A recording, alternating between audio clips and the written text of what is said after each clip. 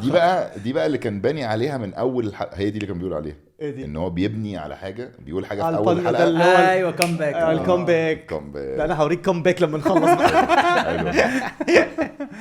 بتلعب جوجيتسو صح؟ بالظبط، انا هوريك بقى كومباكس بقى كومباكس. ربنا يستر. لذيذ انت كابتن، ها لذيذ. طب تعالى خد الارم بار ده ولا اسمه ايه؟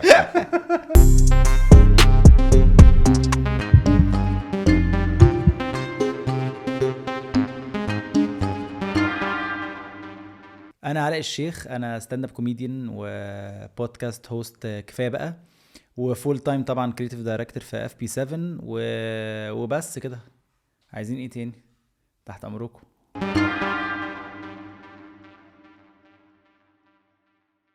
بقول لك يا باسل، تعرف انا اخر مره حضرت رمضان في مصر كان من قد ايه؟ 7 سنين. 9. والنهارده عشان بقى ايه نبتدي دخلة رمضان مصريه، كان نفسي ارجع لرمضان بقى المصري الحقيقي. عشان كده كمواطن معلقين لك مصري. الحاجات دي. كمواطن مصري، فجبنا اقوى مواطن مصري فيك يا مصر، الله. استاذ علاء الشيخ. دخله مدروسه. لا نكت بقى ونقول له ميرسي على المقدمه. كريم يعني انت واخد حاجه، واخد ايه فلوس. رايك؟ ايه رايك؟ لا مدروسه مفروشه مكتوبه. ولعبها فيها تويست. هتلاقيه بيفكر فيها بقاله 3 ايام، اللي هو والله. انا لما أنا كده لما انا أقعد هجيب مع علاء علاء. الشيخ المواطن احطها ازاي وهو قاعد على الكرسي، اقدمه بيها اخش فين المواطن احسن مواطن. شايف الكرياتيفيتي وصلت فين؟ بقول لك وكان إيه؟ بقاله كام سنه ما حضرش رمضان في دخل بقول وسالني لك اسئله إيه؟ وحطني في احرجني وحاجات كده. ليه بقى في الاخر الكرياتيفيتي راحت فين؟ ان هي من مواطن لاحسن مواطن يعني. الله فاهم كلمه احسن دي مش قليله. لا بس بقول لك ايه، كنت متوقعها. لا خالص. لا لا جد تسلم جد إيدك. كده. لا تسلم فمك انت بعد أخويا كده أنا والله. من هنا أنت ورايا. أخويا. لا تسلم فمك يور ماوس. الزباله اللي قاعد هناك ده. انت من هنا ورايح انت اللي هتقدم. هقدم بس. لو انا كل ممكن بعد حاجه كده اقدم وامشي. كل حاجه تحط قبلها احسن، افضل، اروش، اجمد، احلى، افشخ، انا معاك. منور استاذ علاء. منور. الله يخليكم يا جماعة، منور. والله العظيم. كان نفسي دايما اقعد في الاوضه اللي فيها الستيكر ده، يعني كان ده من افاجئك ده مش إيه؟ ستيكر، امال ايه ده جرافيتي. أوه. ده مرسوم يا ريس. لا يا جماعه انتوا مكلفين فلوس. فلوس وفي بويا ديكوريشن رمضان يعني. نزلتوا اشتريتوا ديكوريشن رمضان. واقول لك على حاجه تانية. ده مش واحد، دول 2 فوق بقى، يعني دي ودي. بعدين لقينا هنا مساحه فاضيه. لا يا جماعه فلوس اهدوا. بقى كتير، قمنا جايبين واحد كمان وحاطينه. والله العظيم متدبس اهدوا. اهو. دي انا فكرت فيها في نفس اليوم اللي فكرت أوه. في الدخله. خد عليه. ماشي. لا لا برافو يا جماعه. ايه ده في ايه؟ سي يا حبيبي. ازيك علاء؟ الحمد لله. انتوا رمضان عامل معاك ايه؟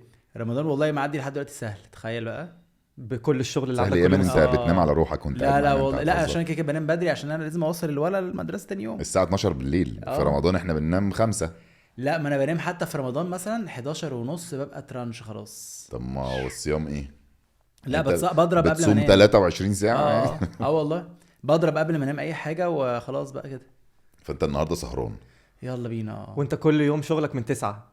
لا خالص، انا في الفليكس خالص فعلا. لا انا مشكلتي في ان انا بوصل ابني مدرسه، دي المشكله الوحيده. كام بقى؟ يعني لازم يعني لازم يبقى قدام باب المدرسه ده في رمضان 8 ل 10، في العادي 7:30. فانا بصحى 6:30. انت مش عايز تحكي بقى ان انت عندك لا مش عايز انا بقى الحته دي. 6 سنين اسمها سينا، هنقطع الحته دي. بوصلها كل يوم الإيديت. المدرسه. اخراج. طب علاء انت الحقيقه يعني احنا بنعمل بودكاست، بس طبعا احنا يعني فولورز. لا ما عشان خاطري هقول لك ليه. مش فولورز حبا في البودكاست بتاعك، فولورز ان احنا جينا بعديك يعني. وي فولود. العين ما لا ما ده اللي اسمع حصل. بس. ده اللي حصل. ده الحقيقه. ده الحقيقه. انت التلفزيونات بتقول بس الالزار وش التلفزيونات، مش انا. شاشات السينما مش انا والله. انا تمام يا جماعه. انا الحلقه دي تمام. انا حتى بص زيك اهو، حتى حلوه. انت مستنيها برضه على فكره الحته دي ولا؟ احسن مواطن مصري. طب بقول لك ايه، قبل ما نخش بقى كمان في البودكاست. ولا كاني كنت بقول حاجه. قبل بقى كل الكلام ده. كمان قبل ما نخش في اللي انا كنت عايز اخش فيه. انا اسف. استناني لحد هنا بقى. أنا آسف. المواطن المصري. احكي لي عن المواطن المصري وايه السبب انها كانت عامله ترند مرعب في مصر من زمان دي. هي صدفه بحته عامه، يعني المواطن المصري نفسه صدفه بحته تماما. دايما كنت بشوف الناس اللي هي بتعمل فيديوهات بالاشكال الغريبه بالديستورشن والكلام ده، بس عمري ما شفت حد وصل بيهم لحته معينه. فانا حسيت ان طب ليه ما اعملش كاركتر كامل متكامل يعني؟ بدل ما اعمل مجرد مثلا فيديو كده وان تايم اهبل وارفع صوتي وبتاع وخلاص، وهي جت صدفه برضه لقيت نفسي بعمل كاركتر كامل بالقطه كده، وكنت عايز ابعته لاصحابي على الواتساب يعني. هي كانت بس تجربه كده، بصوا يا جماعه انا عملت حاجه عبيطه انسايدر يعني. تماما. فقلت انا هعمله ابلود على يوتيوب عشان ابعت لهم لينك، بدل ما اقعد بقى مستني الواتساب لحد ما يلود، ما فيش كده. فاهم قصدي؟ ما تقوليش عملته ابلود مش برايفت فكل الناس شافته يعني كنت قاصد سنه مش هتعامل نفسي مش عامل نفسي مش قال لك قاصد. جت صدفه بس كنت قاصد، بس جت صدفه يعني فيها لا بس صدفه. هي جت صدفه ان انا طلعت الكاركتر ده صدفه، بس قلت هعمله ابلود على يوتيوب عشان ابعت لهم اللينك، وبالمره انزله على فيسبوك. كان زمان اصلا، كان سنتها 2012، ما كانش يعني كانت الدنيا لهوي. نايمانه خالص يعني. ما كانش فيه غير تميم يونس وباسم يوسف واسمه ايه خالد منصور خالد. بس. فانا قلت هعمل كده لحد ما تاني فيديو هو اللي ولع بقى، ما كنتش مصدق بقى اللي حصل. عشان انهي واحد انهي كان فيديو ريليتبل قوي الناس. كان ساعتها كان الحظر، فكانت الناس قاعده في البيت من الساعه 5 فزهقانين ما يا جماعه من الساعه 5 والناس عماله تاكل. فانا ابتديت ايه افهم الترند اللي ماشي اونلاين دلوقتي، وعملت فيديو بتكلم بقى بلسان الناس، بالمواطن المصري، بالقطه، بتاع ده بقى ده هو ده بقى ده اللي جاب مع الناس. هو ده عشان كان ريليتبل جدا ليهم تماما. انت قبلها ده كان قبل ما ابتديت ستاند اب كوميدي ولا لا. كان انت بعد؟ خلصت يعني، انت كده خلصت المواطن المصري. استنى بس عليا بس الفرشه دي استنى كلها بقى، استنى. عشان عايزين نعرف نفهم. ماشي. الجمهور بيتساءل دلوقتي. اصل انت دخلت على حاجه تانية ايوه استنى بقى، هترجع لها المواطن المصري. يا عم كنت كله خليه يبدا متخطط. وخلاص. أنا آسف. كله متخطط على أنت- فكره. أنت- طبعا كنت خليه- في تويست يعني، في تويست في السؤال يعني. خش بقى خلاص ماشي. انا كنت هشقط كلمه من اللي قالها وكنت هخش طب دخله حلوه. اشقط. لا خلاص والله لا خلاص اشقط. اوف بقى مقرف فظيع. ريليتبل ريليتبل يعني ان اللي بيتفرج عليك يحس ايه ده حصل لي، ايه ده بيحصل لي، او ده انا، ده شبهي، ده كده 100%. ده اللي انت متابعه في البودكاست بتاعك، عشان كده مش هلوح الدنيا فيه. كايند اوف.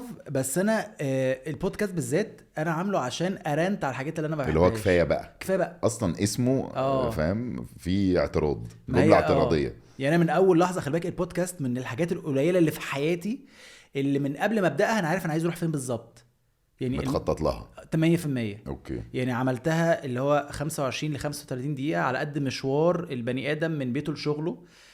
لا يعني مع اول مره في حياتي ابقى بهذا اللي هو انا رايح هنا. ايه ده انت ده احنا على اساس احنا أول كده مرة. مخططين على الجونه بقى مشوار الجونه. لا يا جماعه بس انتوا اكتر بحس اكتر بودكاست البراندنج بتاعه واضح وصريح في البودكاست كلها بجد والله. فشخ. قول لنا والله إيه ده يا يعني؟ لا فشخ. قول لي عشان نبقى لا يعني مثلا عشان عندكم اتمنظر على اصحابي. لا يعني عندكم مثلا السنيبتس اللي بتنزل الفيديوهات اكتر حاجه بتتشاف بالنسبه لي. الريلز ده أكيد. عامله شغل رهيب يعني. واللوجو يعني عاملين براندنج جامد قوي تخطيط بقى يا صراحة. باشا بقى، تخطيط شغل عالي. to be very honest. اسكت يا لساني. قال لك تخطيط. ده اصلا واحد صاحبنا اسمه سولي في امريكا، كنا قاعدين قاعده قام راح فاجئنا بيه، قال لنا عشان لو فكرتوا في يوم، كنا قاعدين بنتكلم انه تعالى نعمل بودكاست بلا بلا بلا اللي هو القعده اي كلام دي، اما هو بيفاجئنا بيه قال لنا عشان لو حبيتوا تعملوا بودكاست بصوا يا جماعه اللوجو ده. عملوا كده 3 دقايق يعني اللي بيقول لك تخطيط. بس عارف بقول لك ايه، هو اصلا ما كانش عارف ان في لوجو بيتعمل. اول ما شفته عرفت ان هو ده اللوجو نفسه ولا دي اسمها ايه، رؤيه. ماشي هو ده بقى، هو ده. انت محرك حاجه جوه كريم غريبه فشخ. انا عمري ما شفت كريم واقف على مسرح وبيقول. هو اول مره يبدا حلقه ايفر ولا لا عملت بدأ إيه؟ بس طبعا 2-3 شلناها في المونتاج يعني، بس بس رجعتها اخر لحظه. ماشي. بستناه وهو نايم كده، قمت داخل حاطط. كنا بنقول ايه يا ابني والله العظيم. انت البودكاست. انت اللي تقاطع وتسف البودكاست. وتطلعنا من المود. البودكاست كفايه بقى، وكنت كفاية عارف بقى. انت عايز توصل لايه في الاخر. فبتخطط كل حاجه 25 ل 35 دقيقه اللي هو اي مشوار في مصر. وكنت عايز ارنت، يعني انا كان جوايا طاقه مش عارف تطلع في حته، فقلت انا هعمل بودكاست. يعني انا فاهم قصدي، يعني عايز ترنت مش ترنت. لا عايز تأجر. لا اجر ليه اصل أنا فلوس. آسف. أنا آسف. الانجليزي بتاعي ضعيف انا اسف. لا ترنت يعني عايز تفضفض يعني. عايز افضفض وانتقد حاجه بمنتهى العنف من غير اي فلاتر. فهعمل كده فين؟ هعمل كده في بودكاست. مش هعرف اعمل فيديوهات، حتى البودكاست بتاعتي مش بعرف انزلها قوي على يوتيوب لان هي مش متصوره ولا متصوره كلها. متصوره يعني 90% منها متصور. This podcast is powered by VU, a mart in an app. لا، ما انا بصور بقى الحلقه كامله ومسيفها بقى، يعني مش بحطها لان خطر. يعني البودكاست بتاعي مش صح، مش عارف 18 بلس يعني ولا ايه؟ كله فيه فلو كلام كده وكده. بس بتكلم براحتي. اوكي، بتكلم براحتي زي ما انا بتكلم في الحقيقه، فاهم قصدي؟ اوكي، يعني زي ما انا بتكلم مع صحابي على هو ده اللي انا بسأل عليه الريليتابل بقى. انت بتتكلم زي ما انت بتتكلم في الحقيقه في الشارع. عشان اللي بيتفرج يحس ان انت شبهه. والموضوع ده جاي من حته ان ساعات بحس ان الشباب على قهوه، حتى الموضوع ده حتى في ستاند اب كوميدي في كل حاجه، بحسهم عشان بيتكلموا على طبيعتهم بيبقوا ألذ من الستاند اب كوميدي اللي واقف على المسرح. فبتبقى مهمتنا صعبه قوي قوي كستاند اب كوميدي. انا نقلت موضوع تاني مش عارف. لا براحتك عادي. انت عارف انت نقلت لايه؟ ايه الستاند اب كوميدي. ده اللي هو كان ايه السؤال اللي انا كنت بساله؟ الله وحياة ربنا مدروسه كانت. بس عادي انا قلت ايه ماله في ايه. اتفضل. انت ادرى بيه. حتى طريقه التون اللي بيتكلم بيها فيها علمانيه كده. يعني انت شفت هو دخل عليك ازاي؟ قال لك انت قلت ستاند اب كوميدي. اسئله كلها موجهه. اسئله مش محتاج ردود. منشتات يا باشا، منشتات. ده هو ده اللي انا كنت هتكلم عليه. انت اتكلمت عن ستاند اب كوميدي صح ولا مش صح؟ صح. بس اتفضل. كنت هقول ايه؟ فين السؤال يخرب بيتك؟ اتفضل كمل. كنت هقول انا نسيت والله العظيم ان الستاند اب كوميدي كلها زي الشباب في القهوه. انا عرفت الماسكه اللي انا هدخل منها. أيوة. ان انت مبدئيا كده ستاند اب كوميدي، انت مبدئيا انت بيتحط لك باوندريز من قبل ما يتحط لك اي حاجه. مفيش كلام عن السياسه، مفيش كلام عن الجنس، مفيش كلام عن الدين. فانت اوريدي مبدئيا انت قبل الستاند اب كوميدي انت قبل ما تقول بسم الله الرحمن الرحيم انت اوريدي بيتحط لك فريم. ما في دي كده دول بره ما فيهاش كده. بلس ان انت كمان بجد بحس ان الستاند اب كوميدي اللي بشوفه في مصر اصلا فيه بيبقى فيه يعني هو سياسه طبعا ما فيش ادب فظيعه. ليتلي يمكن مش عارف يعني مش عارف بشوف فيديوهات بيبقى فيها كلام غير اخواتنا اللبنانيين طبعا بيبقوا بقى في حته تانية خالص. انت هنا في مصر انت بتلمح بس مش بتتكلم عن الموضوع نفسه غير مباشر يعني. بتلم تيجي تحك فيه من حته كده فاهم. بس مفيش حاجه مباشره غير زمان بقى. يعني زمان اللي هو ايام مثلا باسم ايام بعد الثوره بالظبط، بعد لما ابتدى باسم يوسف بقى يخش لما ابتدى احمد يجي وماس جبراني، الفتره اللي هي كان ابتدى نجيب فيها انترناشونال كوميديانز وبتاع، كان ساعتها الدنيا ماشيه فتحت جامد. فتحت جامد ورجعت دلوقتي قفلت شويه بطبيعه الحال.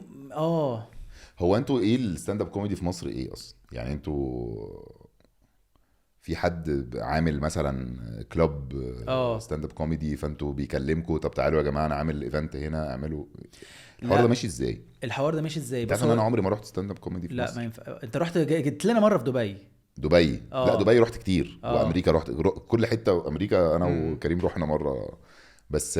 في مصر عمري ما رحت. ما بعرفش اصلا اقفشكم. فاهم قصدك. بص هو في كي بيرسونز كده او كي كلوبز زي ما انت بتقول، لو عملت لهم فولو عشان هم دول بينزلوا، هم دول اللي بيعملوا ستاند اب كوميدي. فاهم قصدي؟ يعني مثلا هتلاقي ناس انديفيدوالز مثلا زي انا راجل انديفيدوال كنت مع كوميدي بانش بس انشقيت بقيت انا خلاص بقيت انديفيدوال لوحدي.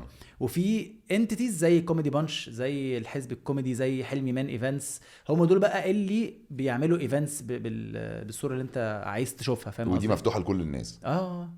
يجي يشتري لكل الناس ككوميديانز ولا كل الناس كجمهور؟ جمهور طبعا. يجي يشتري تيكت عادي ويخش بتاع. اوكي 100%. واحنا متقبلين المصريين متقبلين الستاند اب كوميدي قوي. ما بيحصلش شكاوي اللي هو ما ينفعش ما يصحش مش عارف ايه. انا بيحصل لي. انت اكيد بيحصل لك كمان. انا سمعت انا مره مره لما ابتدينا احنا البودكاست، انا ما كنتش عارف يعني ايه بودكاست بصراحه. هو كريم هو اللي بيعشق حاجه اسمها بودكاست، فلما قال لي وبتاع قعد يقنعني وكده، فانا قررت ان انا ايه، طب انا اخش اسمع بقى بودكاست في مصر مين بيقول ايه. فلقيتك الحقيقه اول واحد في وشي. فضربت لك 10 حلقات ورا بعض، كنت رايح الجونه، قمت فاهم كرعت علاء الشيخ وانا رايح فاهم. فلا انت بتقول كلام انا ما اقدر، يعني انا بقوله في الشارع زي ما انت بتقول بالظبط وعلى القهوه وكده، بس انا ما اقدرش اطلع اقوله على شاشه او على مايك. يس ما اقدرش، ما عنديش الجرأه، ما اقدرش خالص. مش هي دي، انا مش الدخله اللي انا دخلتها ما كانتش كده، فاهم قصدك. ففضلت فيها اكس فاكتور وبتاع ولابس بدله ايوه الجو اللي هو MBC على طول في رقابه على طول في يس. لا انت كده عشان انت اوريدي عملت ايمج لنفسك او عملت براندنج لنفسك معين، مش هتعرف تهزه. لا ما اقدرش اخاف اصلا اقول حاجه الاقي بتكلمني بتقول لي انا ابني بقى يقول ده بسببك. يس. يعني انا عندي الرعب ده. بس انت ابتديتها من الستاند اب كوميدي؟ يعني انت ابتديتها من الستاند اب كوميدي ولا قبل كده؟ يعني ستاند اب كوميدي بعد كده البودكاست. هي هو مش ابتديتها اللي هو اصل في ناس ساعات تحس ان هي مخدرات، اللي هو انت ابتديت تشتم امتى يا علاء وبتاع. فاهم قصدي؟ بس انا مش ابتديتها على قد ما انا الستاند اب كوميدي عامه بيبقى اي ستاند اب كوميديان بيبقى ليه بيرسونا ايا كانت، مثلا دارك كوميدي، اوكوردنس، انجري، يعني كل واحد بيبقى ليه بيرسونا شخصيه معينه الواحد بيخش بيستنى يشوفها فيه يعني. يس.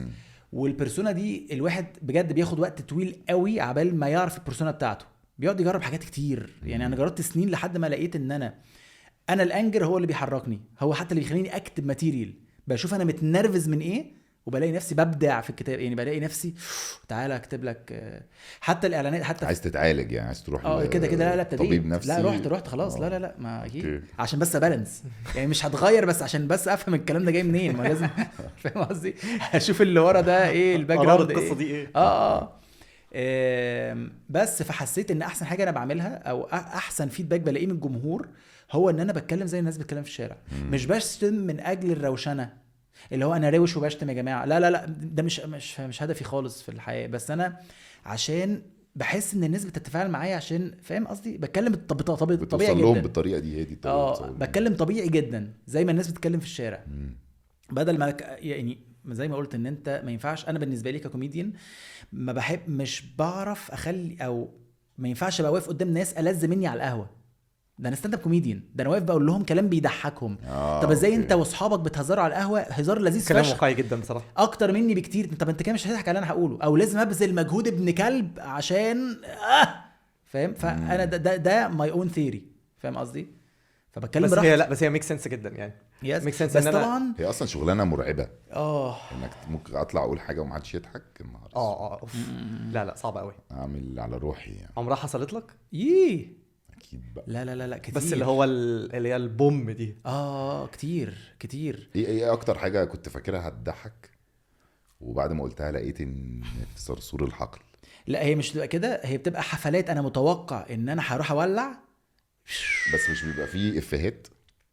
في افيهات بس دي بتبقى ما فيش، مش قصدي مش عارف امسك لك افيه معين. بس ساعات كتير قوي بتحصل ايه، ان دايما الجوك عامه بيبقى فيه بريمس اللي هو بيبقى فيه زي فرشه، وبقعد اعلي حتى الفرشه دي نفسها بتبقى مش لازم تضحك، بتبقى بتكلم في موضوع معين، يا جماعه مين فيكم حصل كذا، طب لحد ما بيجي بانش لاين. ساعات بقعد ابني ومستني بقى بانش لاين تراك بس خلاص ولا الهوا. صحراء وحشه قوي دي، وحشه قوي بحس ان جوايا كده روحي وقعت كده. ده انا دي ممكن انهار فيها بصراحه. مرعبه. ومن المرعب اكتر بقى ايه، ان انا مثلا ساعات ببقى في بانش لاين بيبقى معتمد على جوك قلتها في الاول اللي انا بقى نسيتها النهارده على المسرح، فاهم قصدي.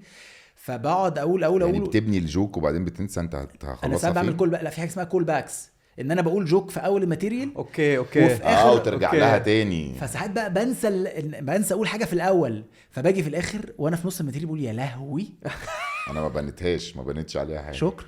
فبتوه بقى في الماتيريال بتاعتي، بتوه. لا شغل صعبه قوي يعني. صعبه قوي. بحسها شغلانه اصلا من اصعب الشغل يعني. شغلانه صعبه جدا يعني. هي مش سهله ومحتاجه اكسبيرينس طويله جدا عشان تعرف تملك المسرح. وبتبنوا ازاي يعني؟ اللي هو انت بيبقى عندك ماتيريال مثلا ورحت في حفله وضحك كركر الناس على الارض، ماشي، وانت بتبقاش عايز تصوره وتنزله عشان تقعد تهلك فيه صح؟ يس 100%.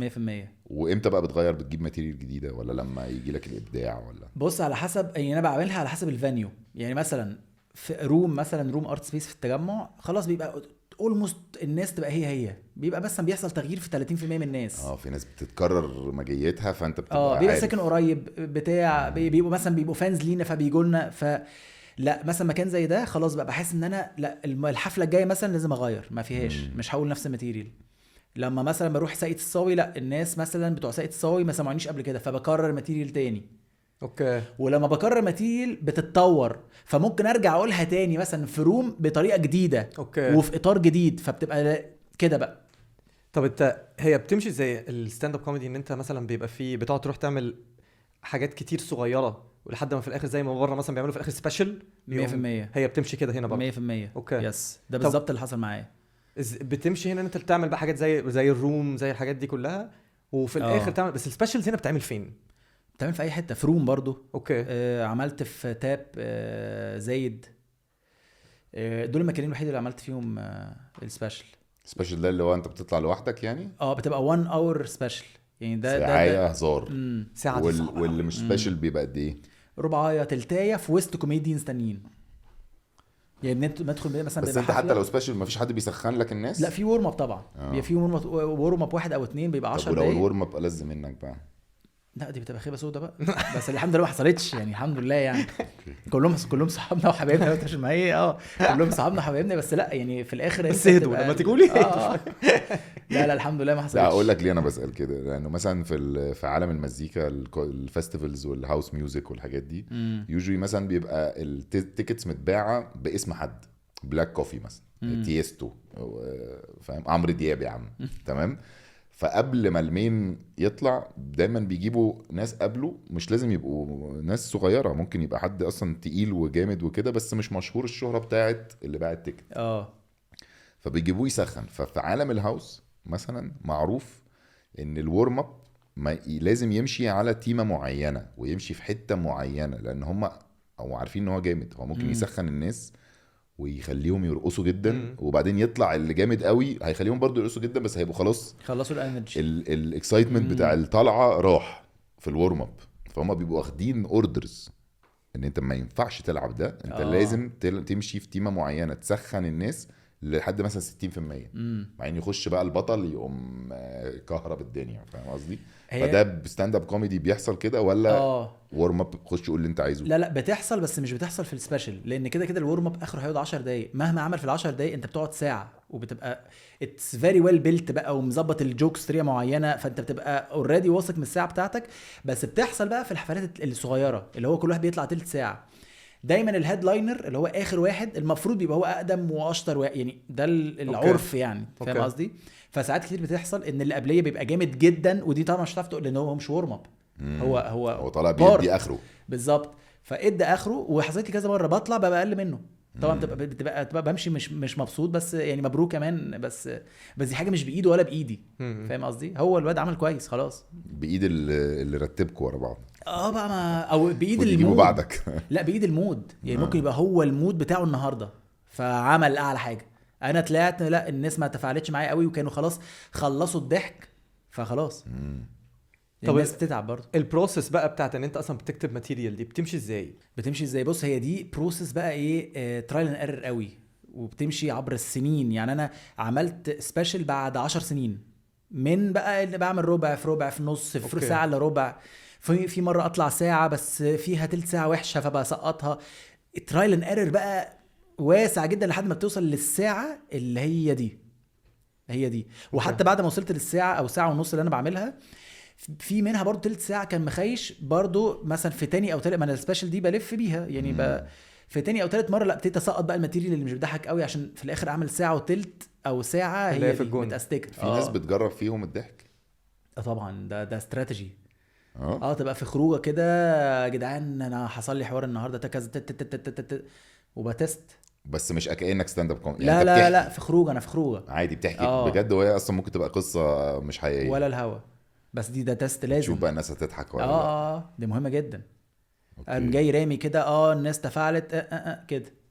طب بس ما هو الصحاب برضو مش شرط يبقى يعني انا مثلا بالنسبه لكريم انا ألذ واحد على كوكب الارض. اي حاجه بقولها بيضحك. فانا لو مشيت ورا بص انا ما قلتش حاجه والله العظيم ما قلتش حاجه. وفي امريكا كمان لما كنا عايشين مع بعض كنا احنا اتنين بس اللي بنتكلم عربي. فانا بالنسبه لي انا ألذ واحد في امريكا. انا كريم اي حاجه بقولها بيضحك فشخ فاهم. فانا لو مشيت ورا كريم وضحكوا لا خلاص انا هروح اعمل ستاند اب كوميدي أيوة وهيترمي أيوة. عليا كلوتات مش طماطم فاهم.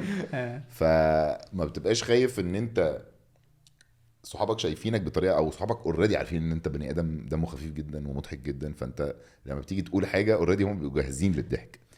لا ما انت بقى ما هو فاهم ده- عايز اقول ايه؟ فاهم كويس جدا. لا ما هو في الستاند اب كوميدي المفروض في حاجه اسمها كوميدي بادي. ده الشخص اللي انت بتبني او بتراجع معاه الماتيريال.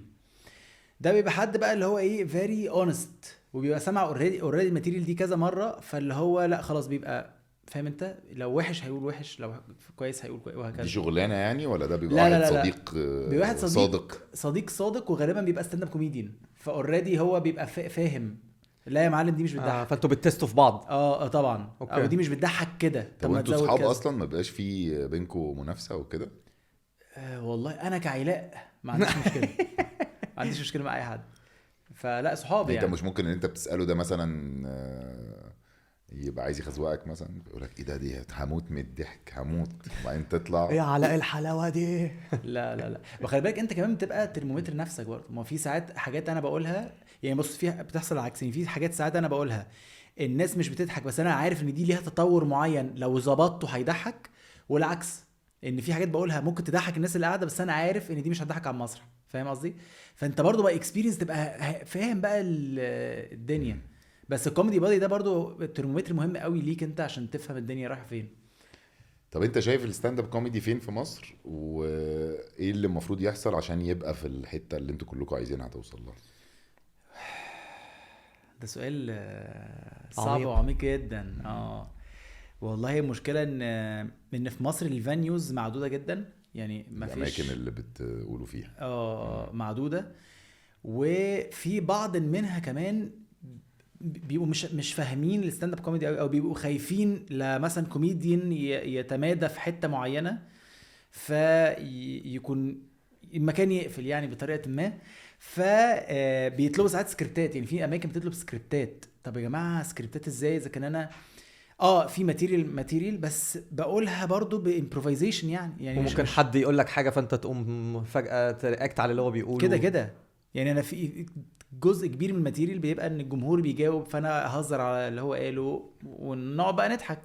فبتبقى صعب قوي ان انا اسلمك سكريبت. وفي بقى اماكن كمان بدون ذكر اسماء يعني بيبقى في واحد قاعد من المكان بالسكريبت بتاعك كده اهو. نعم. والله العظيم. ده مين صاحب المكان يعني؟ لا واحد من شغلته كده مراقب تهزرش. والله العظيم قاعد بالسكريبت. ومره كنت معدي كده وعرفت مكانه لقيته قاعد بسكريبت والله زي بتاع الرادار كده. والله موطي. لا بيبقى قاعد فوق كده ومعاه السكريبت. وانا كنت معدي كده بالحظ شفته لا في سكريبت وكوميديان واقف وعمال يعمل علامات حمراء مش عارف ايه يكتب كومنتس وهكذا.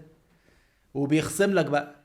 يعني في اماكن مثلا على كل فشخ بيخصم لك من فلوس التذاكر. والله لا والله ما بهزر. والله ما بهزر. كان زماننا قفلنا احنا. والله على كل فشخ على كل خرا على كل كده تك تك تك تك تك تك تك طلع بتدفع له فلوس وبتاع وانت او يبتدي يجز عليك بقى الحفله اللي بعديها وبتاع.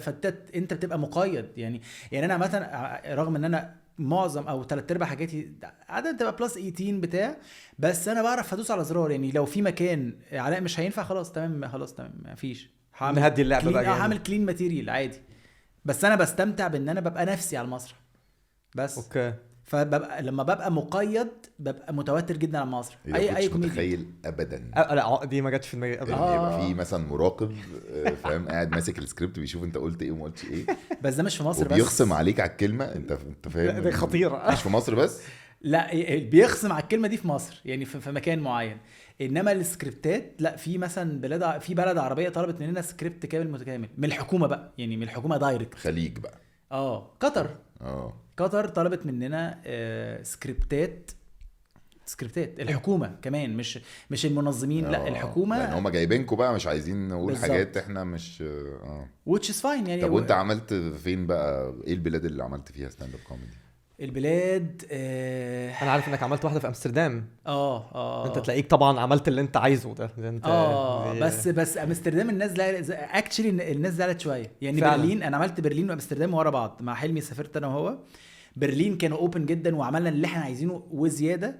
امستردام الناس اتضايقت مني شويه يعني، حسيت الفايب على المسرح. اصل انا بحس يعني انا لما بطلع كده اقول حاجات بلس 18 مع جمهور فبحسه جازز خلاص طول الحفله اللي هو قفش. فصل بحسها. خلاص هو فصل مش قابل منك بقى 100%. ولما بيحصل كده بتدوس اكتر ولا تهدى ولا في النص بقى؟ لا ببتدي اهدى طبعا، ببتدي اهدى. بس في حاجات خلاص بقى بتبقى انا خلاص داخل على هذا الاساس مش هينفع اغير وانا على مصر. فخلاص بقى هي باظت بس هي ما باظتش. امستردام دي غريبه قوي والله العظيم اللي فيها الماريوانا اصلا مسموحه، ماشيين مش شايفين حاجه في الشارع. وبرلين كانوا بيس جدا. هو كده بيحضر لنا مصريين اكيد اللي احنا بنتكلم بالعربي. مصريين وعرب يعني. اكيد ما تخيلناش ان انت بتتكلم هولندي يعني. انا تمام معاك، احنا البودكاسترز مش الاغبياء. تمام معاك يعني. بس قال لك ايه ده؟ طب قفشوا ازاي وهم مش فاهمين انت بتقول ايه؟ هولنديين قفشوا. يعني الجمهور المصري في امستردام ما حبش يعني اللي انا كده يعني. ايه احلى بلد الناس متقبله او احلى بلد انت اتبسطت فيها وانت بتعمل؟ هي لبنان كانت جامده فشخ لان هم فعلا بقى ما عندهمش اي ليميتس لاي حاجه. ده حقيقي. فوق ما انت يعني اللي هو متخيل. انت عشت في لبنان سنتين بس خلاص شكرا. حتى انا ما كنتش عامل حسابي على كده يعني. انا كنت رايح على اساس ان انا هعمل ايه ده انا مؤدب قوي يا جماعه. طب استنوا كده ادوني 10 دقايق. وتوترت ان انا كان في ايدي اعمل حاجات بس انا خلاص قبل الحفله 5 دقايق فخلاص فاهم قصدي. بس عندهم حريه رهاب مفيش ليميتس. هم عندهم في التلفزيون بيعملوا كده على شوز وتلفزيون وال بي سي وكل الكلام ده بيطلعوا يقولوا اللي هم عايزينه. يس. فهل ده طب مخلي الستاند اب كوميدي سين عامه القصه كلها اقوى بكتير هناك في لبنان ولا لا؟ مش عارف يعني. انا مثلا انبسطت جدا في دبي.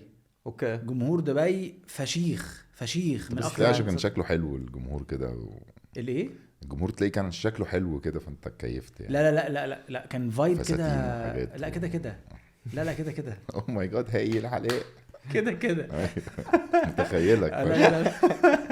بس هي عارف انت في دبي اللي هم بس هي ميزه البلاد اللي شبشب وتروح هناك تبقى ايه ده انت منال. لا هي دبي بتيجي بفينيرز على طول معروف. فانت بتشوف الضحكه شايني فاهم قصدي. هي بتيجي بفينيرز خلاص. سافرنا دبي. طب بس انت يعني سافرت كتير يعني. الحمد لله. السنتين اللي فاتوا كان في طفره في يعني انا بقالي 13 سنه بعمل ستاند اب كوميدي. السنتين اللي فاتوا طفره ما حصلوش في حياتي قبل كده. واو. وش معنى بقى؟ بص هي بدات ان انا بسافر يعني. سافرت عملت مره قبل الطفره دي. عملت مره في فيينا ومرتين في الكويت ومرتين في دبي. منهم البرنامج اللي انت جيت حضرت تصويره. بس الفتره اللي فاتت دي طلعنا بقى بدون برامج بدون حفلات يعني. هو بدات ان انا اول حاجه عملناها بقى كده كان مشاركتنا في دبي كوميدي فيستيفال السنه اللي فاتت. كنت انا وحلمي ونوها كاتو برضو one of the female artists stand up comedian انا بموت فيهم يعني. اوكي. وبعد كده حلمي بقى محمد حلمي. انتوا عارفين حلمي؟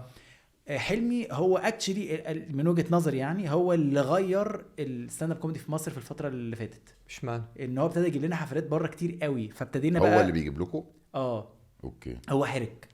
عنده كونكشنز يعني عنده كونكشنز وحلمي حرك وشخصيته كده بيعرف فاهم انت. وعمل اوريدي شركه اللي هي حلمي مان ايفنتس. فهو بقى اسمها ايه؟ حلمي مان ايفنتس. انا على فكره لما شفت الاسم ده افتكرته اصلا بيهزر. ما كنتش فاهم دي شركه بجد. حلمي مان.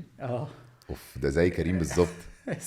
اقوى مواطن في مصر. او على فكره عشان كده احنا اللي بنفتح لكم الابواب. حلمي مان.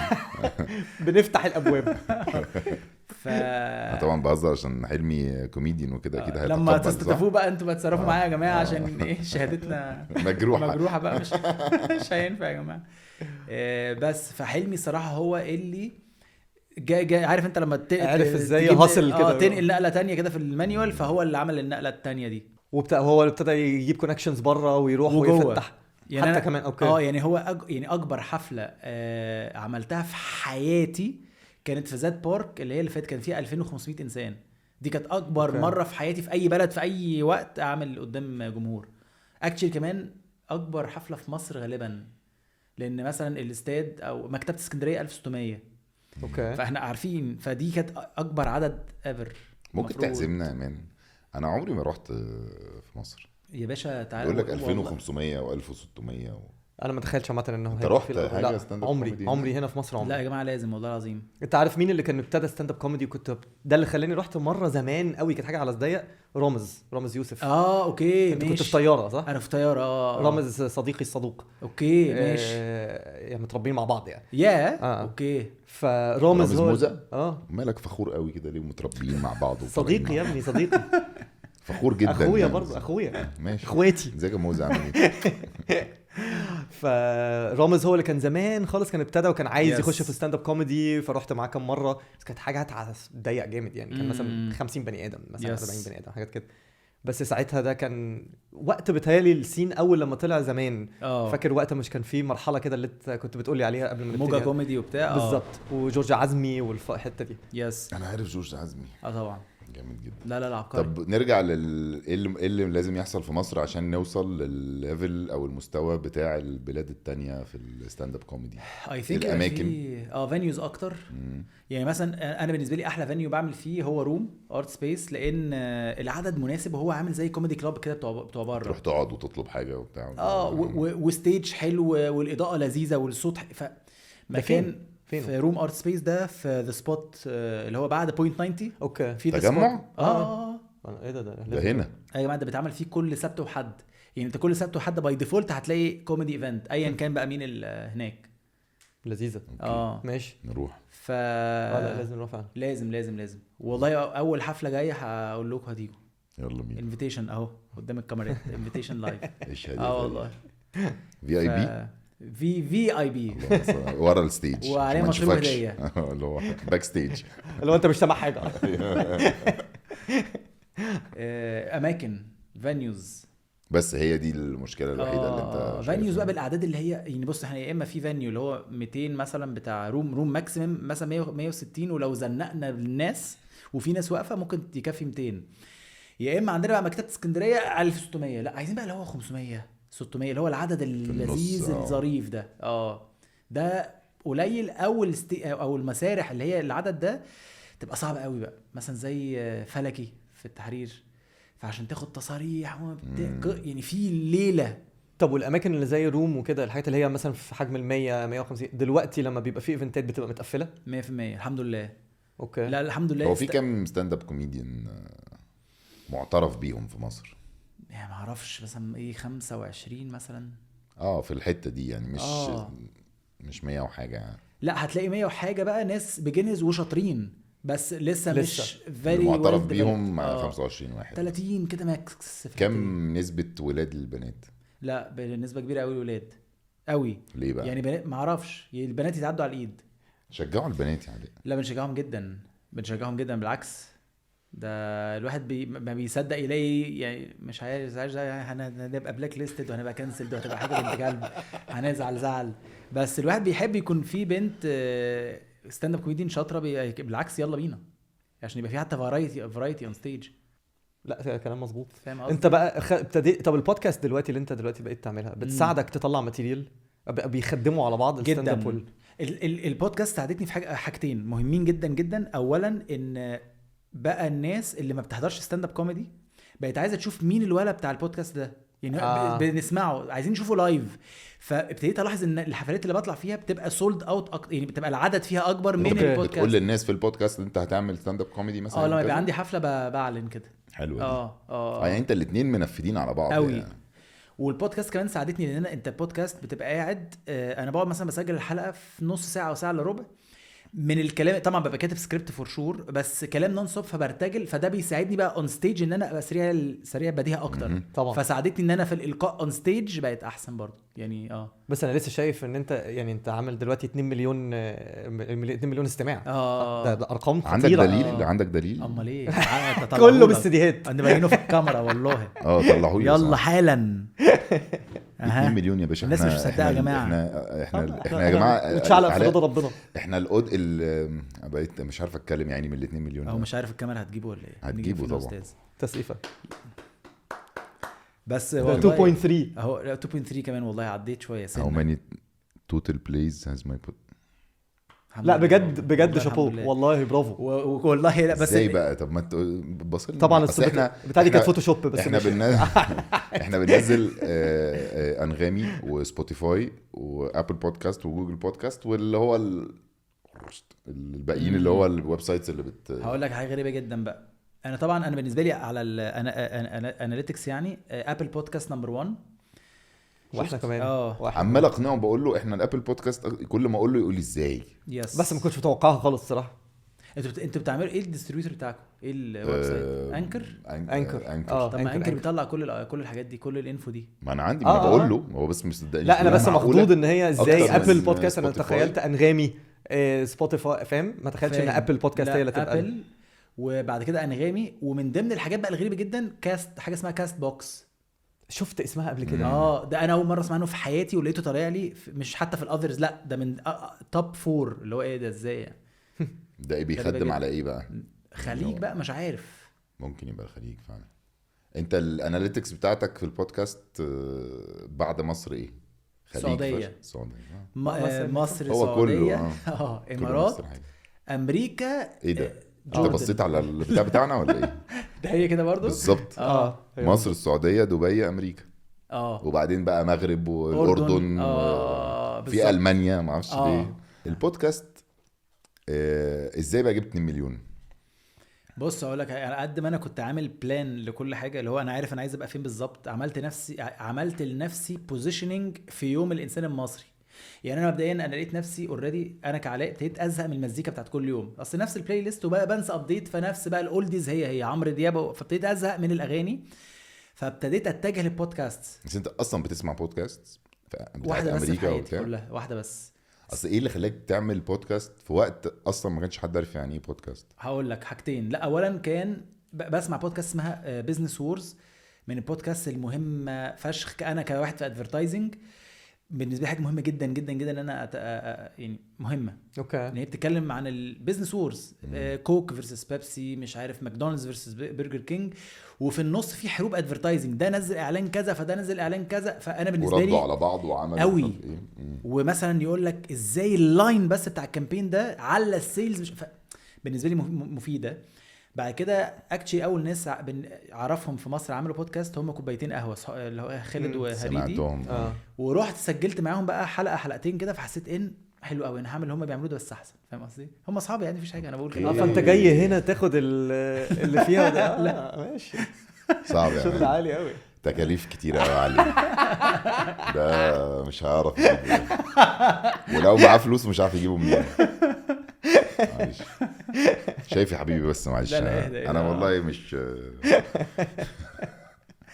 مش بنفس، بالعكس انا بحبك جدا واحب ان انت تبقى احسن مننا. فبقيت الفتش حسيت ان هم فعلا ابتدوا يخدموا على بعض، وهم دول الحاجه اللي كمان بقت بتفتح لك ماتيريال، لان انت كل شويه بقيت عمال زي ما تقول. كنت لسه بقول حتى لعمرو وهبه اللي بحبه ان في الستاند اب كوميديانز ان هم على طول اوبزرفرز، هم قاعدين بيتفرجوا الكالتشر ماشيه ازاي، ايه الحاجات اللي هم ممكن يعمل منها ماتيريال جامده. يس. فهي انت كده البودكاست بقت عشان حاجه اسبوعيه غالبا انت بتعملها اسبوعي. فهي مخلياك على طول شغاله. بص انا السيزون بتاعي 8 حلقات وحلقه حلقه ويكلي يعني، فبشتغل شهرين اللي هو 8 حلقات وبريح شهرين بقى طبعا. ولا بحضر. بس عندك توتال كام حلقه؟ يعني ال 2 مليون دول من كام حلقه؟ النهارده 51 حلقه. لا برافو. لا شغل عادي كتير حاطط علينا جامد. لا بس والله عايز اقول لكم يعني على قد ما انا كنت عامل بلاننج للبودكاست وزي ما قلت لك اللي هو بوزيشننج وبتاع وكده، بس ده من عند ربنا بقى تماما. ما اعرفش ايه اللي حصل. يعني نصيحتك ايه؟ نصلي يعني نعمل ايه؟ مش نيتك بس لو نيتك صفيت يعني انا عايز اطلع منك بحاجه عشان نعملها. بس انتوا كونسيستنت كده انتوا اكتر ناس كونسيستنت يا باشا. احنا جزم، قول لنا نعمل ايه عشان مش فاهم. انا هقول لك لا والله اوعى تكون فاكر ان انا ما بخبي. هو عنده 51 حلقه وجايب 2 مليون وشويه. احنا دلوقتي كام؟ 30 31 32 فعلا ما اعرف. انا مكسوف اقول الرقم. مكسوف اقول الرقم. انت قاعد زي خالتي بره كده. الرقم ما يجيش 2%. لا هقول لك والله، تعالى اقول لك اللي انا اجيت اهو. انا بالنسبه لي اعتبرني جيت. انا بالنسبه لي الكونسيستنسي دي بالنسبه لي كانت حاجه مهمه قوي قوي، ان انا بنزله كل يوم 3. وبرضه كنت عامل بوزيشننج للتلات في البودكاست، ان التلات ده امل يوم في الاسبوع، اللي هو لو انت لا انت قريب من الويك اند ولا انت اللي هو فيه كده اليوم التلات ده كئيب. احنا النهارده يوم التلات باي ذا واي، فاحنا بننزل يوم التلات برضه. لا بجد. طيب ماشي، طب ما حلو. حلو. ماشي. اه كونسيستنسي كل يوم 3 في وقت الواحد معين بيحسب. في بتاع معين. انا بالنسبه لي الديوريشن مهمه جدا برضو، مش يعني انا اطول حلقه عندي 40 دقيقه، وكنت اللي هو ايه متضايق قوي، بس انا بلعب في من 25 36 عشان انا مش والله مش دارس ولا اي قلت ايه؟ حاجه. 25 36 دقيقه. مش عارف ليه قلت 36. ايه 36 دي؟ رقم يعني انا قلت يمكن هو فاهم حاجه احنا مش فاهمين، هو رقم 36 ده. لا دي جت كده والله، بس من 25 ل 35 علشان انا مش دارس يعني، بس اللي هو الكومبليشن ريت. شلت انت دقيقه دلوقتي في جمله صح؟ طيرت دقيقه كده بلخبط لك معلوماتك فشخ. ماشي. الديوريشن احنا قاصدين ان احنا نعمل لونج فورمات، وعايزين نغير فكره المستمع المصري او العربي ان هو يسمع حاجه اطول ويستفاد منها وفي نفس الوقت يضحك وفي نفس الوقت، فاهم قصدي؟ فدي مقصوده، واحنا عارفين ان هي كانت هتقابلنا في اتكلمنا يعني اكشلي في الموضوع ده في الاول، قلنا نعمل حلقات 20 minutes 20 دقيقه، ولو حد قعد اكتر نقسم حلقته الحلقات، تبقى كذا حلقه، بارت 1 وبارت 2 وبارت 3. وبعد كده قعدنا بقى قلنا لا احنا عايزين نغير فكره، عارف انت الناس اللي هي داخلين انا عايز اغير فكره الشعب المصري، انا هغيركم في مسج كده بالتكال طالعه عارف من انت جوه. بس obviously مش شغاله يعني. بص انا بحسها والله، بص انا من ضمن الحاجات اعتقد اللي نجحتك البودكاست هي فكره ان انا عملت لنفسي بوزيشن في يوم البني ادم المصري، اللي هو المشوار الشغل او الفطار وانا بحضره، او الست وهي او ايا كان اللي بيغسل المواعين، اللي هي النص ساعه، فهي ركبت صح، فاهم يعني مثلا. بس انتوا عندكم ميزه غير البودكاستات التانية الطويله، يعني مثلا كوبايتين قهوه اصحابي وكل حاجه، بس انا بقول لهم يا جماعه انا من كتر ما فيش موضوع بتكلموا فيه انا بزهق، يعني انا نفسي لما بسمع حلقتي اللي معاكم 10 دقايق وبقى بحس ان ايه يا جماعه احنا بنتكلم في ايه، وكلها انسايد جوكس مثلا، فاهم قصدي؟ لا ما تنفعش تبقى انسايد جوكس. فانتوا ميزتكم ان انتوا بتجيبوا ناس، فمهما حصل الناس هتحب تسمع عمرو وهبه، هتحب تسمع كذا وكذا، بس يوني ايا كان، فاهم؟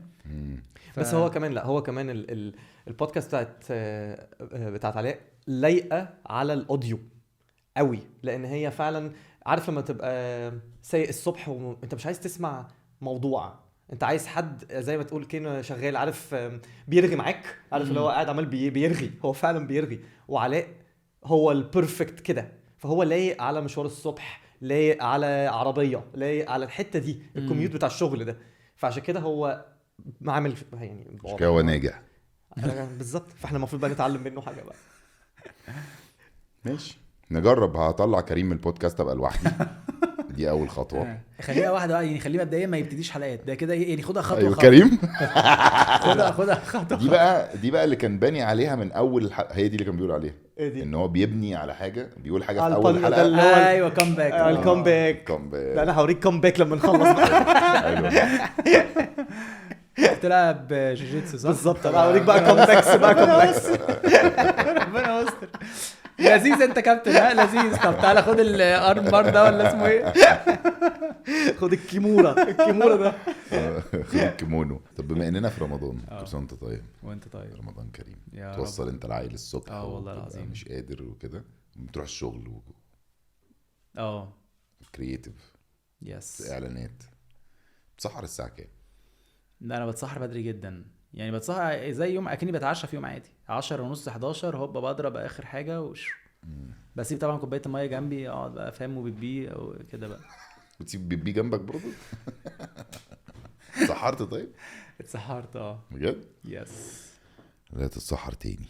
ادي تكنولوجيا يابا. لا، بس واحنا بنخلص النهاردة هتلاقي الحاجه. انا بص اصل انت في بيتي عمال تدي حاجات في كده، حاجات اللي هو يا جدعان خلاص فاهم قنبله انبهار، بس خلصت كده خلاص ده داخل في جيبي. ترانش كده. ايه بقى يعني ايه ترانش؟ ترانش اللي هو عارف انت زي بام بتاعت الكوميكس لما سوبر هيرو يضرب حد، انا مش عارف ليه طلعت معايا اللي هو الترانش دي بقى المصري، فاهم انت؟ بعيده قوي بعيده بس حلوة. يعني ترانش. ترانش. انا حاسس ان هي ليها علاقه باللانشون. لا ما عشان ترانشات. ايوه ايوه عشان لسه ما اتسحرتش. لا. لسه دماغ في الهادي. لا شغال ايه في الاعلانات بقى؟ شغال في الاعلانات، شغال انا حاليا كرييتيف دايركتور في اف بي 7. اوكي. بس ده بوزيشن هو تقيل إيه؟ يعني، ده بوزيشن تقيل وفي شركه كبيره يعني، انت رميتها كانك مثلا بتعمل والله اعلان لا يعني- الكشك اللي تحت بيتكم مثلا. لا بس عشان واحد منغمس في الشغل انا مين اللي يعني بكتب اعلانات كوبي رايتر. وايه طب ايه اكبر اعلان؟ انت حياتك كلها كرييتيف، بتبوظ كرياتيفيتي يعني. الحمد لله بحاول. ستاند اب كوميدي بتكتب جوكس، بودكاست بتكتب السكريبت بتاع الحلقه، اعلانات بتكتب اعلانات. والله الحمد لله يا استاذ. ايه احلى اعلان فخور بيه؟ يعني احلى اعلان فخور بيه سؤال صعب، عشان كل اعلان بيبقى ليه حته معينه. يعني مثلا في اعلان مش اشهر اعلان عملته، بس من اكتر الاعلانات اللي انا بحبها قوي اللي هو بتاع مصر في كاس العالم بتاع اتصالات، اللي هو بتاع ميدو وحضري وشوقي وزيدان الاغنيه. لان دي كانت اتصالات كبراند ما كانتش معانا ساعتها كاف بي 7، وكنا كان معانا شركه تانية وسابت اف بي 7، فكنا لازم نجيب تيليكوم، لان التيليكوم في الادفرتايزنج مهم جدا طبعا. انت يعني بيصرف طبعا 100%. فكان ده اول بريف او اول كانت حتى مش بريف، كانت انيشيتيف يعني اللي هو مساء الخير اتصالات احنا معانا فكره لكاس العالم، ايه رايكم تسمعوها؟ فقلناها فاشتروها. فدي كانت بدايه ان اتصالات تمضي بقى مع الشركه. هو انت ده كان امتى؟ 2017 ودي قبل كانت كاس العالم. كتابتك انت شخصيا؟ انا ونورهان، يعني نورهان كانت فأنت حسيت البارتنر بفخر فظيع قوي قوي قوي قوي قوي قوي قوي قوي. وكان كمان اول اعلان اعمله مع اف بي 7 في حياتي، لان انا قعدت في كده ساعات بيبقى في باد لك للكرييتيف. رحت قعدت اشتغلت 8 شهور ما طلعتش ريل لا يا ستوري. راجل. والله 8 شهور ما فيش، مش جايه. ده زي الرايترز لما يجي له رايتر بلوك. لا مش رايتر بلوك، بريف يتلغي، بريف كان اكشلي نجاسه 100% في فرق. نجاسه 100%. بس فده كان اول. مش عايزين فويس اوفرز انت اكيد انت انا فاكرك اللي هو ايه باسل اكبر من الفويس اوفر، فما مش هنقول له، فاهم قصدي؟ ايه ده؟ لا انا كلب فويس اوفر. قول لي انا بتاعك يا باشا. قول لي وهسجل لك هنا في البيت. طب يعني انت عملت حتى قبل مش كده ولا لا؟ عملت في اكس فاكتور واي تي وكده. طب انت ليه انت تعمل معرفش بيزقوني لتحت ليه؟ لا يعني انا والله العظيم اصل انت من الاصوات المميزه جدا، بس حاسس ان احنا مش هنقول لك لان انت خلاص انت ممثل يعني انت.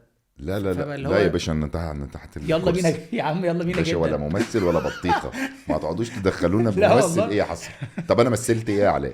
لا انت مثلت في بتاع يوسف شريف بتاع من كام سنه، كنت لابس ابيض في ابيض وبتاع. لابس لا ابيض يا عم انا فاكر. لا فاكر فاكر يا مان. لا طبعا. النهايه كنت كان جامد حاطط جدا. عاملين لي تاتو على شكل سيجنال تليفون.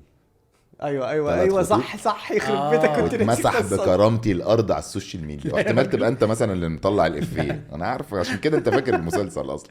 والله العظيم كنت عاملين لي قال ايه بقى عايزين نعمل تاتو يا جماعه، هنعمل تاتو بقى، احنا جايين من الفضاء بقى ايه وفشاخ ولابسين ابيض في ابيض، فاهم؟ قام عاملين لي ايه خط فطلعوا باركود. قلت له يا باشا ايه انت ايه؟ انت جايبني من السوبر ماركت ولا ايه؟ انت فاهم؟ قال لي خلاص يا ريس انت ايه انت زعلان ليه؟ هات يا ابني اسمه ايه ده بتاع اسيتون ده، مش عارف اسمه ايه. قام عمل كده فبقى خط طويل، خط اقل، نتورك. خط صغير، تمام، ومتصربعين ويوسف شريف ويلا وهنعمل واكشن وبتاع. قمت ايه دخلت على اخواني راكور باشا تاني يوم الصبح. انت ايه شغال في مبينين؟ انت الشبكه عندك قويه. اتسفلت بقيت هموت وانزل ريبلاي بوش المكير اللي عمل هو ده. مش انا على فكره، انا مش شايفه على رقبتي، مش شايفه. وراكور بقى خلاص انت راكور. راكور يا باشا بقيه الحياه. ولو ركزت هتلاقي مره واحد معوج، واحد عرقان فنازل منه حته. قال لك ممثل فين يا ريس؟ صلوا على النبي. المهم انا معاك في الفويس اوفر. يلا بينا جدا والله العظيم فعلا. اديني بانش لاين اقوله لك. بانش لاين اعلان مش بانش لاين اعلان. اتصالات مثلا. دامو يعني. قول لي اتصالات. اللي هو مثلا اتصالات دلوقتي مثلا اتصالات دلوقتي اقوى بكتير من غير دلوقتي بقى.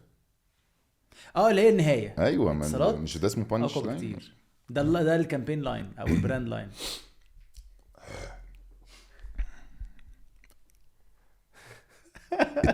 يلا خلاص ايه نهدى يا جماعه صوت بره يا جماعه.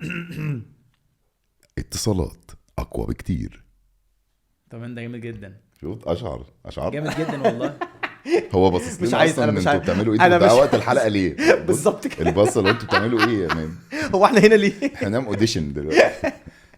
يا ابني لازم والله العظيم. خلاص معاك والله. يلا بينا انت جدا. عرفت البيت اهو. يلا بينا جدا. مش في التجمع؟ انا في التجمع. يلا بينا جدا. اتفضل. خلصنا اوديشن. انا كان عندي مصلحه وخلصتها يعني. اتفضل. انت كده بقالك قد ايه في اف بي 7؟ قعدت فيها 3 سنين في الاول او 2.5 سنين. بعد كده رحت طارق نور سنه ورجعت دلوقتي بقالي 2-3 برضه. انت قبلها ما كنتش في الميديا اصلا صح؟ قبلها كنت في طياره. دي أوكي. اول شغلانه ليا خالص. يعني بعد بقى هندسه، بعد ما اتخرجت من هندسه دي اول شغلانه اشتغلها اللي هو بقى الكارير بقى. بس قبلها انت كنت بتهيألي انت كنت بتعمل حاجات تانية خالص اصلا، مش عارف سبلاي تشين وحركات من دي. رحت يونيليفر 4 شهور، كان 2 انترنشيب وبعد كده 2 تمب امبلوي اللي هو كده بيجربوك. وكان بقى سبلاي تشين بقى واكسل شيتس وقصه بنت لذينه مع والشهرين التانيين اشتغلت لوجيستكس. كنت يعني وخدت فجاه بقى مسؤوليه اللي كانت ماسكه اللوجيستكس بتاعه اليونيليفر مشيت. فقال لك خلاص علاء تعالى يا جماعه انا انترن يعني. ايه ده وشك؟ انتوا تعملوا ايه وحاويات وبتاع والكونتينر دخل وانا اتفه من كده بكتير. وايه واللوجيستكس يونيليفر مصر يعني اي معجون اي حاجه انت كنت بتستخدمها دي داخله عن طريق يا باشا. داخله عن طريق العبد لله، فاهم قصدي؟ وحسيت لا يعني تمام يعني مش انا عمري مش اخلاقي واكسلات وبتاع خالص، وعمري كنت هبقى شاطر فيها دي فكره يعني فاهم يعني. فقمت ساحب على ابتديت تدور الحته بتاعه الادفرتايزنج كده، وقمت لقيت شباب طيب. رحت بعديها بقى قعدت انترنشيب في JWT 4 شهور وحسيت ان عارف فخوري. معارف. اول مره اعرفه كان في الانترنشيب دي.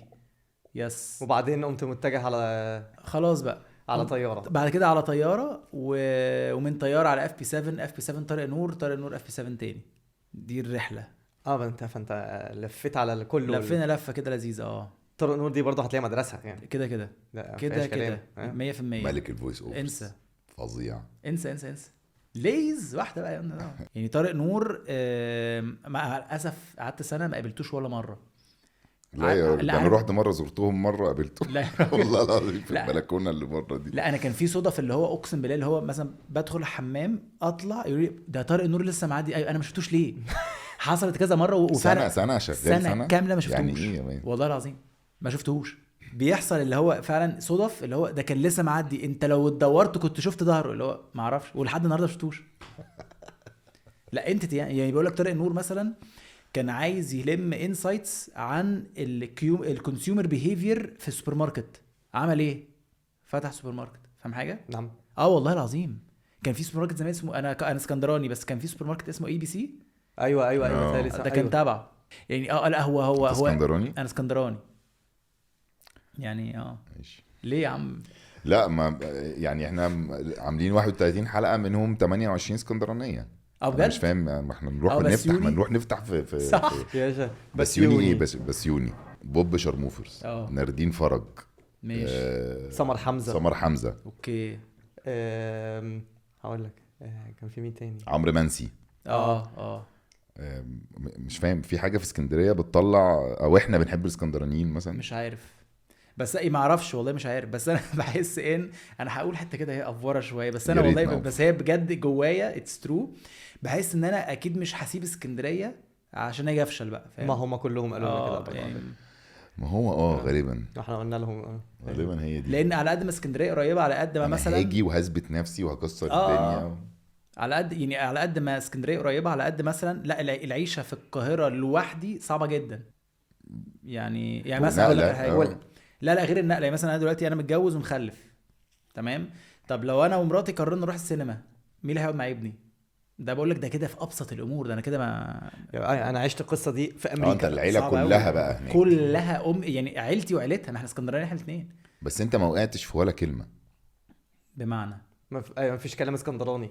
ما وقعتش منك ولا واحده من انت ساعه عارف ما ان الحوار ابتدينا. ده عمري في حياتي اصلا كنت بركز فيه. يعني لحد النهارده مش عارف الاسكندرانيه ولا الكهربائيه اللي بيقولوا نطلع ولا ننزل، يعني مش فارق لي خالص. يعني عمري في حياتي ما ركزت فيه. بس عاده الناس بتقع بكلمه كلمتين، طلع نزل حاجات كده. ما أنا انت ما اتعودت وقعتش بقى. في ولا لا. كلمه. بس انا لسه متمسك بمستيكه مثلا. انا دي متمسك بيها وعلمتها لابني، يعني لبانة؟ واخدها واخدها فيري سيريس. يعني ابني لا اسمها مستيكه، يا اما تقول جم بالانجلش فاهم انت؟ بس ما اللبانة تفرطنيش مش هنقول معاك. لبانة.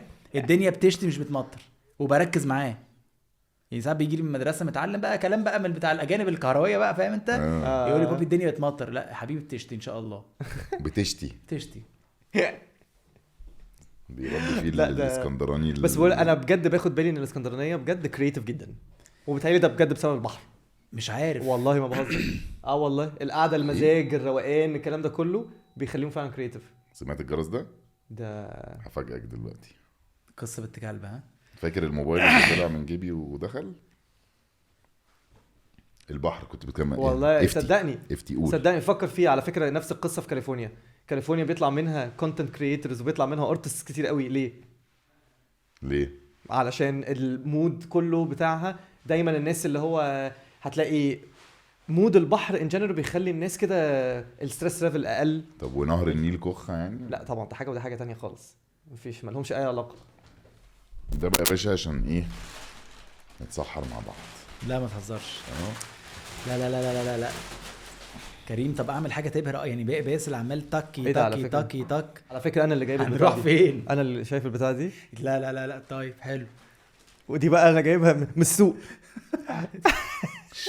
فول بجميع انواعه. 4 علب فول. رايب ليك في الرايب؟ ليا في رمضان. ما احنا في رمضان. اه اهو هنخلص حوار التيشيرت ونفرش. في تيشيرت كمان. لا لا لا في لا تيشيرت بقى. بص اللي هيحصل ايه، هتمضلنا على التيشيرت ماشي. وبعد كده هننزل على السوشيال ميديا سؤال، حاجه بقى اسفاف، حاجه تفاهه، حاجه بجد، حاجه ما اعرفش، حاجه اتقالت في الحلقه ما اتقالتش في الحلقه.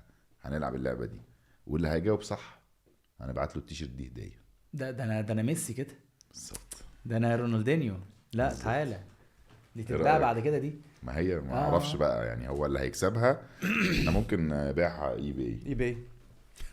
بص بقى انا اعمل لك حركه الكوره. اعمل ايه بقى ان انا؟ هي امسك نعتمدي عليها هوائيه. يعني انا هعمل لك كده وانت شدها من تحت. ده نظام نيمار بجد. دي حركه نصوحي اللي علمها لنا. ده لا ما هو نصوحي عالمي كده كده. طب امضي انجلش ولا عربي ولا ايه ايه؟ كام انت عايزه؟ اكتب اللي انت عايزه، حتى مش لازم تبقى اصلا امضى، ممكن تكتب حاجه وفي الاخر اكتب اسمك، مش لازم. فاهم؟ لو كده كنا احنا اللي نكتب. لا يعني قصدي ممكن تكتب اسمك عادي وتكتب بقى حاجه جامده. صعب قوي. كفايه بقى مثلا. تكتب تليفون. مثلا يعني انا على فكره النهارده عمال اطلع بديك في افكار مش عارف. افكار لذيذه جدا. آه. بس مش عارف تتنفذ ازاي. مش عارف التنفيذ نفسه. بقول لك ايه، انا عاجبني حوار اللي هو كوميديانز والانترتينمنت وكده. عامه يعني مكرنرينك النهارده. انا مش عارف في ايه. لا بس انا مكرنرينك. خدت الانرجي منك والله. لا عشان انا مش شرير كده. لا إيه ده؟ انا عملت حاجه. يعني خدت البدايه منك أنا؟ ده اخويا ده. اخويا انت خليت فيها اخويا. ده حبيبي يلا. ايه ده اخويا بجد. لا كده كده. بس حتى عمرو وهبه لما طلعه بره الكادر. انا على فكره هطلعه بره الكادر في الايديت. انا على فكره بسيطة. انا مش هسمح لحد يعمل كده تاني معايا. يا ريت. اخويا لا. اخويا لا بس والله. الانظار. انا هكتب بقى عيلاء الشيخ وخلاص. حلوه كمل لو عايز يعني. ايه؟ كمل لو عايز. طب نستنى بقى، مش عارف انا ايه. ايوه كده بقى اكتب بقى في الحته المشدوده دي. طب مثلا ممكن اكتب ايه؟ مش عاجباك انت خط كفايه يا بقى. حب كبير مش. لا خلاص يا باشا اتفضل. عارف انت اللي هو اتفضل مثلاً والله. إيه؟ يعني مثلا تخيل انت في بص انت البودكاست. تستاهل.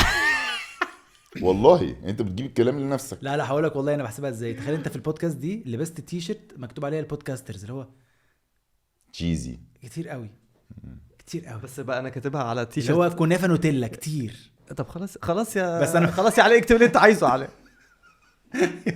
خلاص يا كريم هجيب لك تي شيرت تكتب عليها كفايه. خلاص اكتب. بس انا خطي زي الخرا. انت خرا تمام في البودكاست ولا هو انا المراقب بتاع البودكاست؟ عموره؟ انا ما قلتش غير 2 كده. حب كبير، علاء الشيخ. ده طبعا دي عين، بس ممكن نعمل كده. بس والله الحركه دي صايعه. لا انا صحي اكتشاف بصراحه. جاهز للسحور؟ يلا بينا جدا. نورتنا بينا. علاء. وانتوا والله اتبسطت جدا، وزي ما بجد. قلت لكم كان نفسي اقعد في هذه الاوضه. عارف انت مثلا برنامج بتوين تو فيرنز، اللي هو انت تبقى أيوة، عايز أيوة. تقعد على الكرسي. أيوة، فانا أيوة، كنت أيوة. عاجبني اللوجو، والناس بتيجي طب ما طب ايه انا فين؟ انا فين يا جماعه؟ انا فين أهو. من ده كله؟ والله نورت والله الكرسي. العظيم مبسوط والله جدا. العظيم نورت الكرسي. فده بالنسبه لي كده باكت ليست خلاص يا ايه ده والله العظيم انا انبسطت على فكره على فكره من ساعه ما جه هو بيقول كلام حلو. والله ايوه، لا والله دي ما عدا حاجة. الحته ان هو ما عجبوش اللي انا بقوله له، بس تمام. لا يا عم والله ما خالص. دي فاكتس يعني. لا دي بس بتبقى- تمام يعني تمام. الا لو انت عايزه اضافه. لا ما انا هاجي المره الجايه ستاند اب هي كوميدي حلاوة- بتاعتك، بس هقعد قدام. يلا عارف فلوس. اللي هو ايه ده؟ ايه يا جماعه؟ ايه يا جماعه اللي بقى دي ما وبتاع؟ فكرتش انت في الحوار ده. وعارف مكانك هنا أيوة، في أيوة. سبوت. اثبت. اظبط موت. سهله. اتفضل يا باشا. ربنا يستر. يا لهوي ده انا هجيب كوميديانز بس. انا مبسوط جدا. انا مبسوط والله على فكره، وانا كمان. والله مبسوط.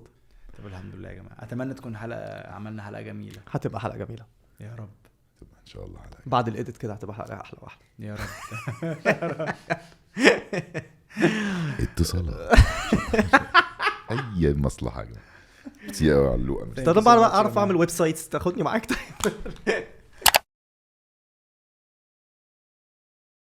حلمي صديق الكفاح طبعا، كده اسكندريه كل حاجه. ساعات كده بالذات الكرييترز، يعني في فتره من فترات الواحد بيلوز كده، ايه هو انا بقى شاطر ولا انا ما بقيتش شاطر؟ دي اللي رجعت لي تاني ثقتي في نفسي. يعني انا كده اي نو الحمد لله انا كويس مفيش حاجه. بس ساعات كده الواحد فعلا بيفقد اللي هو طب هو انا شاطر ولا انا خلاص اي لوست. فالبودكاست رجعتني تاني. البودكاسترز اكتر بودكاست في مصر حاسه براندد حلو قوي وظاهر كويس قوي على السوشيال ميديا.